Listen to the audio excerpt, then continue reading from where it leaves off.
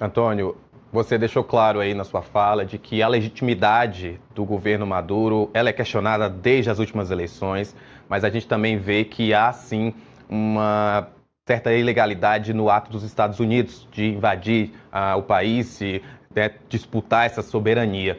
O quão a América Latina, a América do Sul especificamente, já que nunca havia tido uma tentativa direta, como aconteceu dos Estados Unidos na América do Sul, a gente teve na última, que foi em 1989, no Panamá, mas na América do Sul foi a primeira vez em que os Estados Unidos teve assim uma ação militar diretamente contra o país. Quanto a América do Sul, ela está vulnerável, já que os Estados Unidos, e nas próprias falas de Donald Trump, ele deixa claro de que outros países na América do Sul podem também sofrer esse tipo de operação, principalmente a Colômbia, né? A gente vê que o Gustavo Petro, a gente até falou mais cedo com o Tássio, ele tem sido bem vocal nas falas dele nas redes sociais, mesmo sabendo que a gente tem eleições lá na Colômbia em maio, mas eu queria que você, justamente diante da sua análise sobre esse poderio militar de cada país da América do Sul, que obviamente todos são menores do que os Estados Unidos, mas quão vulnerável nós estamos. Na verdade, é a primeira vez que os Estados Unidos intervêm dessa maneira, aberta, né? Mas se você olhar nas últimas décadas, foram dezenas de De fato. intervenções, a maioria delas encobertas, né? Sem assumir diretamente isso. No caso da Colômbia, muito provavelmente vai ser mais fácil esperar as eleições e interferir, como já vem interferindo, como os Estados Unidos já vem interferindo no processo eleitoral colombiano, e como acontecerá aqui no Brasil também, não nos iludamos. É ilegal, como você bem colocou, não é de certo modo, não, é flagrantemente ilegal, é ilegal do ponto de vista do direito internacional, porque é uma agressão armada contra um país soberano, e é ilegal do ponto de vista da Constituição americana, porque Trump fez isso sem a autorização do Congresso. Ele está sendo questionado e será mais questionado em relação a isso internamente.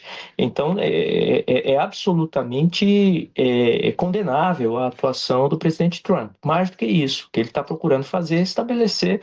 Aqui você tem dois planos de negociação. Há um plano de negociação tácito com Rússia e China, no sentido de dizer: este aqui é o meu quintal.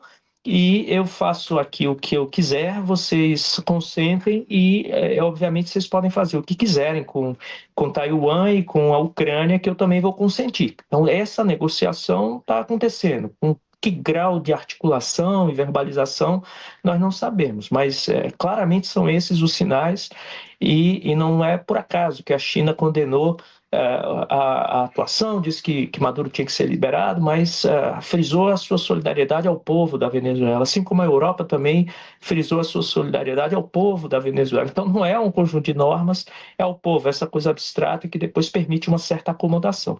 Mas uma parte da negociação acontece nesse plano geopolítico, em que os Estados Unidos têm uma visão completamente, o atual governo, uma visão completamente diferente do que foram os Estados Unidos desde a Segunda Guerra Mundial, um país que defendia um ambiente global regido por normas, e agora ele decide que o que vai prevalecer é a força a serviço do interesse de curto prazo, um interesse circunstancial, que temos visto no caso do governo Trump, está relacionado com investimentos de sua família e de grupos econômicos que financiaram sua campanha. Então, não tem nada de estadista nisso, são interesses econômicos de curto prazo que presidem o emprego da força. E o recado é muito claro, né? Olha, essa coisa de multilateralismo, Nações Unidas, o mundo regido por regras, isso atrapalha os negócios no curto prazo, isso atrapalha regimes ditatoriais, isso atrapalha as grandes potências que querem estabelecer o mando no seu entorno estratégico, e nós estamos contra isso. É isso que Trump está dizendo. Da mesma forma que eu vou fazer isso aqui, fique à vontade, Rússia, para fazer o que quiser na Europa, na Ucrânia é só o primeiro passo, assim como aqui também. Nós estamos vendo começar com a Venezuela, mas vem a Colômbia, daqui a pouco Panamá já veio, né? Daqui a pouco a Groenlândia também é percebida como parte desse interesse vital dos Estados Unidos, é o termo que eles estão usando. Então não tem nenhum prurido em se colocar dessa maneira. No outro lado, existe essa dimensão dos países da América do Sul, principalmente, que precisam se proteger. E a sua proteção tem sido, em geral, baseada na diplomacia e numa aliança estratégica com os Estados Unidos, que colocou as Forças Armadas da região, a da Colômbia mais do que as demais, mas as Forças Armadas brasileiras também extremamente dependentes da tecnologia e das orientações que vêm de Washington. Isso que é errado. Nós temos que ter autonomia estratégica, nós temos que começar. Já estamos atrasados há alguns anos. Eu defendo que a gente deva ter uma visão mais clara do que são os interesses do Brasil, e os interesses do Brasil é, tem que ver com a defesa do nosso território, da nossa população, da nossa pátria, e isso não significa ser subserviente a nenhum outro país. Mas para isso você precisa investir, e isso significa que as Forças Armadas precisam atuar de forma interoperacional, elas precisam atuar com unidade de comando, elas precisam atuar de uma maneira sinérgica, coisa que não acontece no Brasil há muito tempo. A gente precisa ampliar a capacidade de produção de armamentos, desenvolver uma base logística de defesa e ter autonomia na produção de equipamentos e na produção de peças de reposição, de munição e assim por diante. Começando com aquilo que está ao nosso alcance. Por exemplo, drones submarinos. Essa é uma tecnologia que vem se mostrando cada vez mais relevante nas guerras contemporâneas, é mais barato de se desenvolver, mas é preciso que haja uma diretriz em um sentido de urgência no Brasil, visando desenvolver essa capacidade. Estamos atrasados, precisamos reduzir a dependência que temos em relação aos Estados Unidos, uma lição que já poderia estar sendo colocada em prática ao observar o que aconteceu na Europa. Os europeus agora estão se dando conta de que eles também estão muito dependentes dos Estados Unidos, estão muito atrasados e precisam desenvolver suas próprias capacidades. Para eles isso é mais difícil, porque eles precisam consertar os interesses de 30 países, 27 países. No nosso caso, é um país só. A gente precisa ter uma definição clara para que as Forças Armadas unam esforços em prol do desenvolvimento de uma capacidade de resiliência, de uma capacidade não só de preparação para um conflito externo, né? Não tem que ficar procurando o inimigo interno, comunismo que não existe, tem que se preparar para a guerra, porque essa guerra pode acontecer.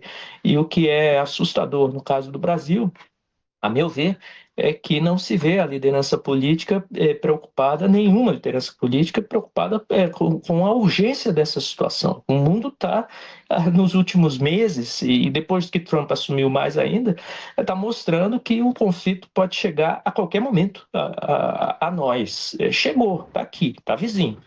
Então, ou você se prepara e defende desenvolve a capacidade de ter as próprias armas e criar uma coesão social em torno da proteção do nosso território, da nossa população, do nosso modo de vida, das nossas instituições democráticas, ou você será sujeito a essa política de dividir para governar que vem sendo praticada pelos Estados Unidos em vários países da região.